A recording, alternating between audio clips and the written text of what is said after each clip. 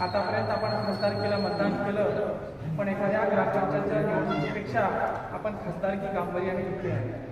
मात्र आपल्या जिल्ह्याचा चेहरा मोहरा, आपल्या आरोग्याचे प्रश्न, आपल्या शिक्षणाचे प्रश्न, आपल्या रस्त्याचे प्रश्न, आपल्या पाण्याचे प्रश्न, शेतकऱ्यांच्या रात्रीच्या लाईटचे प्रश्न, असे असंख्य प्रश्न आहेत जे की या लोकसभेच्या मंदिरामध्ये विचारले गेले पाहिजे. 25 वर्ष ज्यांना आपण सत्ता दिली ते 25 वर्ष यावर बोलायला तयार नाही. मी जास्त काही या ठिकाणी बोलणार नाही. काही 40-50 गावं आज दौऱ्यामध्ये उभे भेटीगाठीसाठी घेतले.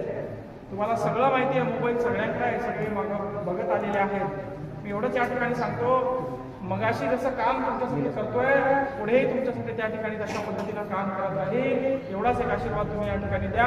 आणि येत्या 13 तारखेला पाहणा या चिन्हासमोरील बटन दाबून 20 नंबरचं आपलं बटन आहे, प्रचंड मतांनी या ठिकाणी विजयात आपला खेळून आला. मायबापो, बदल आता वेळेवर झाला नाही.